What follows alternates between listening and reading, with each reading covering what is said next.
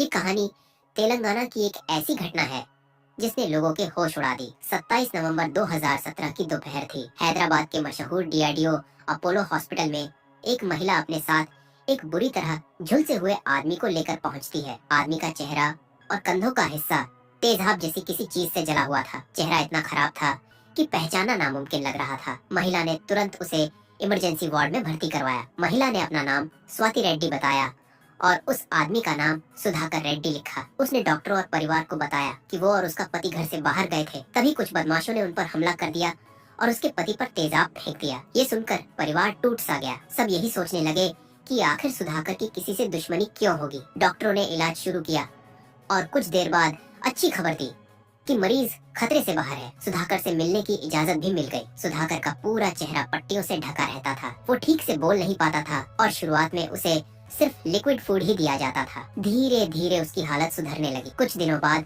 वो हल्का फुल्का बोलने लगा।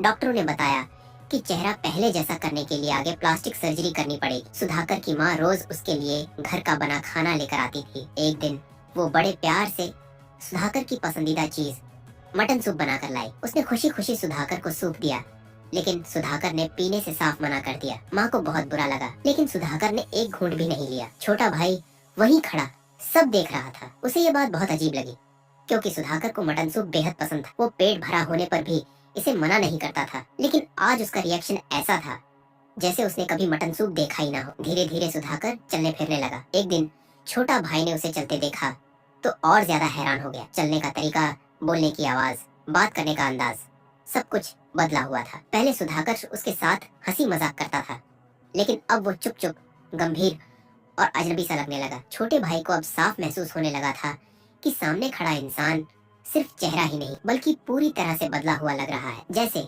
वो उसका बड़ा भाई हो ही नहीं। यहीं से इस कहानी में शक की पहली दरार पड़ती है, जो आगे चलकर एक चौंकाने वाले सच की तरफ ले जाती है। छोटे भाई ने एक और अजीब बात नोटिस की। जब भी अस्पताल में रिश्तेदार सुधाकर से मिलने आते तो वो ऐसे मिलता जैसे पहली बार मिल रहा हो। एसिड अटैक 27 नवंबर को हुआ था, लेकिन इतने दिन बीत जाने के बाद भी पुलिस अस्पताल नहीं आई। ये बात छोटे भाई को अंदर ही अंदर परेशान करने लगी। दिसंबर के शुरुआती हफ्ते में एक दिन छोटा भाई खुद लोकल पुलिस स्टेशन पहुंचा। उसने शिकायत दर्ज करानी चाहिए और बताया कि उसके भाई पर जानलेवा हमला हुआ है। जब पुलिस ने तारीख पूछी और 27 नवंबर सुना तो उन्होंने सवाल किया, इतने दिनों बाद क्यों आए? उस वक्त शिकायत क्यों नहीं की? जितनी जल्दी बताते उतनी जल्दी हम अपराधियों को पकड़ पाते। अब तो वो लोग शहर छोड़कर भाग भी चुके होंगे। पुलिस की ये बात सुनकर छोटे भाई को और शक होने लगा। उसे याद आया कि उस दिन भाभी स्वाति भाई के साथ ही थी। फिर उन्होंने तुरंत पुलिस को कॉल क्यों नहीं किया? इसके बाद छोटे भाई ने पुलिस को वो सारी बातें बता दी जो वो अब तक किसी से नहीं कह पाया था। उसने साफ कहा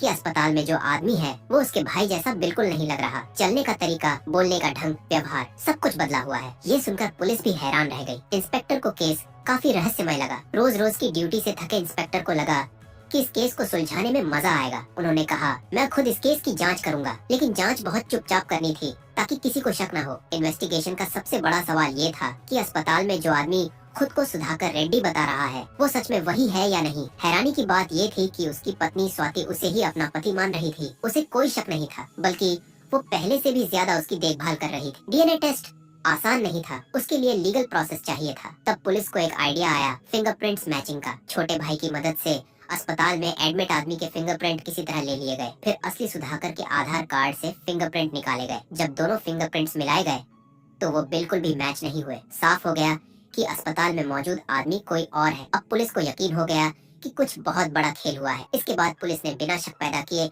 स्वाति को पूछताछ के लिए बुलाया। उसने वही कहानी दोहराई जो पहले बताई, लेकिन पुलिस के सवाल अब और गहरे होते जा रहे थे। दूसरी तरफ पुलिस असली सुधाकर की मां से भी अलग से बात करने लगी। मां के बयान के मुताबिक उन्होंने 26 नवंबर को अपने बेटे सुधाकर को कॉल किया था। उस वक्त सुधाकर घर से बाहर था। थोड़ी बातचीत हुई और सुधाकर ने कहा कि वो बस घर पहुंचने ही वाला है, थोड़ी देर में वापस कॉल करेगा। लेकिन इसके बाद उसका कोई कॉल नहीं आया। इधर स्वाति ने पुलिस को एक अलग कहानी बताई। उसके मुताबिक वो और सुधाकर घर से बाहर निकले थे और रास्ते में एक सुनसान जगह पर बदमाशों ने हमला किया। माँ और स्वाति के बयानों में साफ फर्क था। यहीं से पुलिस का शक और गहरा हो गया। धीरे धीरे पुलिस ने स्वाति से सख्ती से पूछताछ शुरू कर दी। रोज रोज बुलाकर सवाल पूछे जा रहे थे। स्वाति ऐसी पूछताछ की आदी नहीं थी। दबाव बढ़ता गया और आखिरकार वो टूट गई। उसने कबूल कर लिया कि उसका पति सुधाकर अब इस दुनिया में नहीं है, उसकी मौत हो चुकी है। इसके बाद स्वाति ने पूरी कहानी पुलिस को बता दी, जिसे सुनकर पुलिस भी हैरान रह गई। स्वाति एक नर्स थी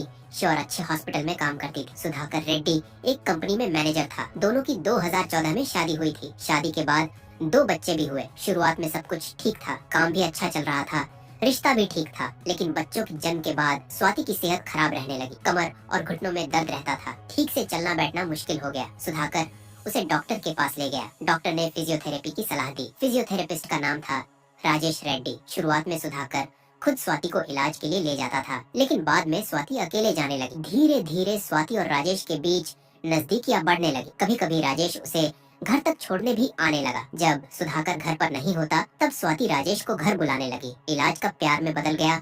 किसी को पता ही नहीं चला। दोनों एक दूसरे से शादी करना चाहते थे, लेकिन परेशानी ये थी कि स्वाति शादीशुदा थी, 2 बच्चे थे। तलाक लेना आसान नहीं था। उसे प्रॉपर्टी नहीं मिलता और समाज क्या सोचेगा, घर वाले क्या कहेंगे, बच्चों का क्या होगा, ये सब सोचकर वो डर जाती थी। इसी बीच एक दिन स्वाति टीवी पर फिल्म ये वाड़ू देख रही थी, जिसमें प्लास्टिक सर्जरी से किसी का चेहरा बदल दिया जाता है। फिल्म देखते ही उसके दिमाग में खतरनाक आइडिया आया। उसने तुरंत राजेश को कॉल किया और अपना प्लान बताया। राजेश को भी ये आइडिया पसंद आ गया। दोनों ने उस फिल्म को करीब 20 बार देखा और प्लान बनाने लगे। उन्होंने डॉक्टरों से भी प्लास्टिक सर्जरी के बारे में जानकारी ली। उन्हें बताया गया कि पूरा चेहरा बदलना मुमकिन नहीं है, लेकिन काफी हद तक बदलाव किया जा सकता है। नवंबर का महीना चल रहा था। दोनों की बेचैनी बढ़ रही थी। उन्हें साथ रहना था, शादी करनी थी और इसके लिए सुधाकर को रास्ते से हटाना जरूरी था। आखिरकार उन्होंने 26 नवंबर 2017 का दिन चुन लिया। घटना से 1-2 दिन पहले स्वाति ने अपने दोनों बच्चों को नानी के घर भेज दिया ताकि आगे कोई परेशानी न हो। फिर आया 26 नवंबर का दिन। स्वाति ने पहले से सारी तैयारी कर रखी थी। जो जो चीजें चाहिए थी सब जुटा ली थी। 26 नवंबर 2017 ये संडे का दिन था और सुधाकर घर में ही था। सुबह